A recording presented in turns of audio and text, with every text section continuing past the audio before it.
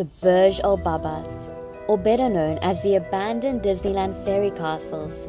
You will find 587 abandoned and half-completed miniature castles. Now illegal to enter, we decided to break into the property in the early hours of a Sunday morning, middle of winter, to see what it looks like inside and find out the story behind this incredible, mysterious development. It's gonna be an adventure, and this video is only part 1. But getting there and getting in is not the easiest of tasks and took quite a bit of planning. See, it's situated in a small rural town of Mudurnu, a 3-hour car ride east of Istanbul and 2-hour car ride west from Turkey's capital Ankara, and no major transport goes to there. A few videos back, you'd have seen me struggle trying to book an epic train ride in Turkey, the Dogo Express from Ankara to Kaş. Kaş is where we'd be going to ski after Istanbul. You can watch that whole escapade in the video linked here. Anyhow, point is, we are not going to Ankara anymore for a train, so going to the Burj al Babas will just be a day trip from Istanbul, as opposed to a day stopover on the way to Ankara. But there's 3 major problems when trying to break into the Burj al Babas. Here's a quick overview, but you can watch the previous video for the whole thing. So the one is that it is about a 3-hour drive from Istanbul to there, which is quite pricey. It's about 3,000 rand for the day. But then the second problem is that it's actually illegal to go in. But the third problem is that there's no clear description of there's a few forests, which one to go through, and then which point to go in. We've been watching videos, trying to map that to Google Earth. It is just after 5 AM. The car is going to be as soon to pick us up. To go to the Burj al Babas, we decided to go as early as we can. Oh no, Mum's car. We decided to go as early as we can. To be there for like sunrise, because then it seems like it's less likely that they will catch you if you go when it's a little bit dark. We have our very comfortable car. It's cheaper than a taxi, so it's basically the cheapest option you will get going there, and it is pretty nice.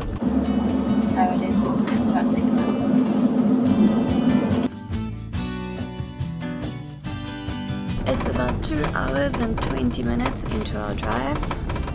I had a nice 2-hour sleepy. It was nice. I even dreamt. And it is full of snow here. Over here.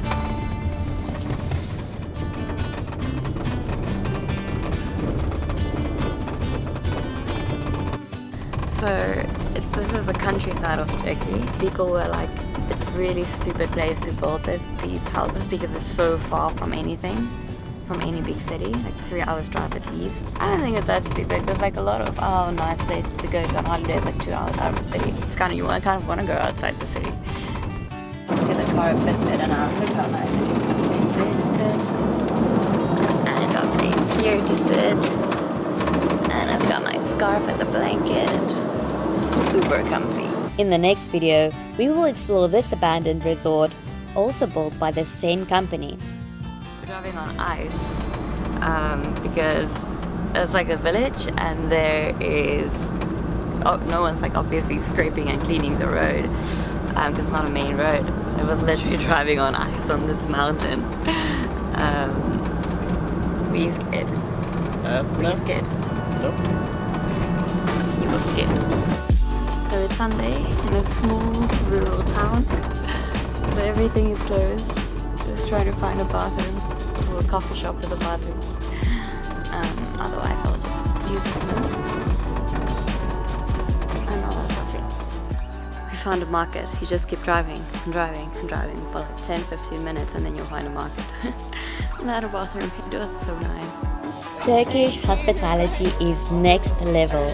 Turkey truly has some of the friendliest, kindest, most hospitable people you will ever meet. These guys are so sweet, they didn't want to make us pay for their chai. Such a cute place, such nice people, jeepers. The guys, they were so nice. I was standing there, freezing, And then they said, come sit by the fire. Then two guys stood up so I can sit by the fire. And I tried to kind of speak to us and try to find out if there's a guard and if they know like the route in we have to go. Because we're not, there's a few forests, we're not sure which one to go to. And he kind of showed you, so you know where to go? Yeah. Well, he showed us which one to go to. Around the spot of the back. Around the spot, because there's a few spots. A reminder that for every new subscriber, we feed a stray animal. So please subscribe to help one less stray go hungry tonight. You can also visit www.buymeacoffee.com/kinfolktravels to help with other medical treatments as well. Thank you so much. And then we saw the Burj al Babas for the first time. In snow. Just magical. But then the trouble started. Coming in snow time would be beautiful. With all the snow, and God isn't gonna like necessarily chase you around because it's like snow. But it seems to be very, very hard to get in. The two spots in the forest we had marked, the roads were totally snowed in, which meant we can't drive to the top of the forest, but we would have to walk 5+ kilometers, an hour or more, one way, through a forest in thick snow in -10 degrees just to get to the back of the Burj al Babas and then try and get in. And then walk back, which is not a very safe option in frostbite type of weather and getting lost in the woods. Well, that road is also closed. Basically, it's too snowed in to like get to some of the places to walk through the back. Well, to get in illegally. Yeah, illegally. But we basically just said like we're from South Africa, like very far away, and we want to take some photos and stuff. Like, is there a way we can like come in? So there was no way to get in due to all the thick snow.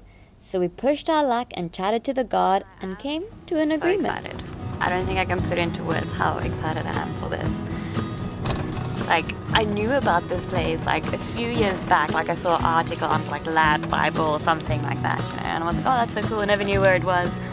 Then figured out it's in Turkey, and then we go kind of coming to Turkey. And I was like, oh my gosh, I have to go there. And now we can actually get in and explore it properly and not be scared of getting caught and going to jail.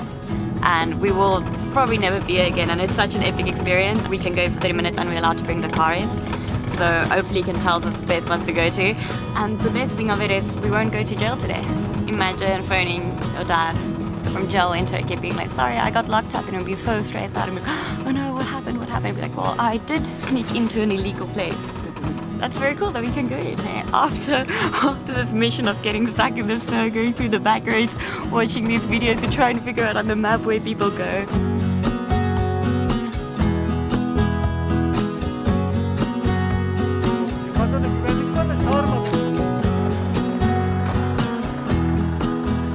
This large building on the right is the shopping mall for the resort. Construction began in 2014 using 2,500 workers. They plan to finish building 732 castles and the resort in 4 years. The majority of buyers are from Turkey, Dubai, and other Middle Eastern countries. And due to the problems with oil prices, instability in Turkey, other issues, buyers defaulted on the installments of the properties. In 2020, they started again, only for COVID to stall plans and more defaults on payments. But building has started already again. Either way, this project will not be abandoned for long. So this is the whole reason they built them here. Each one would have its own jacuzzi and like hot spring thing, and it's literally hot water running down from here. This water is literally like hot, like hot bath water. Those are very incomplete. They're just normal, they don't have towers yet. There is building materials everywhere. There's a reason why they don't let people in. And if you are here, be very careful where you step, because it's a construction site with open wirings, so be careful. So I'm trying to find one with a kitchen, because I saw there were ones with like a full kitted out kitchen. I want to go to those ones. There's ones that's like very far completed. For the yeah. So we're getting closer to the more completed ones. This one has like heated flooring already. They got stairs, but they don't have their towers built yet. It's so weird, like how, like I would think, you know, a section would be completed and a section not, but there's like completely incompleted ones between the completed ones. That's why I said I'm so confused of how they did it, because it looks like they're trying to build all of them at the same time.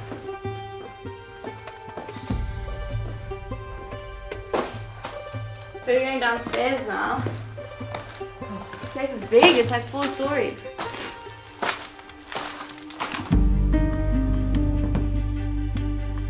Is it? Right. Yeah. See, if I had like 4 bar, I might have liked to buy myself a castle here. Everywhere we were walking, there were like little footprints, and I thought it was a dog, but then they just came like a deer riding past us. Imagine this is your balcony, standing here and waving to your neighbors. You won't have like kings and queens.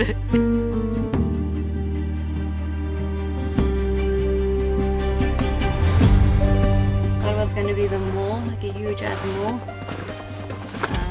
But there's nothing in there. It's really, really big. Like it's about 4 stories. And sure, how many places did you say on each floor, Jay? How many rooms? 3 or 4 in each room. So that gives you about 12 rooms. Some even have basements and a really nice balcony. So yeah, easily 12 rooms with, and like a really nice living space. These places, it is like really, it doesn't just look like mini castles, it is like the size of mini castles. It is actually cooler than I thought it would be. Eh? I thought it was really cool, like in the pictures. You say life. Life is cool. No, that as well sometimes. Gosh, that's not the exit. This is quite big. This is really big, like, get lost in here. This whole construction and inside, it's like, it's really cool. It is actually way cooler than I thought it would be.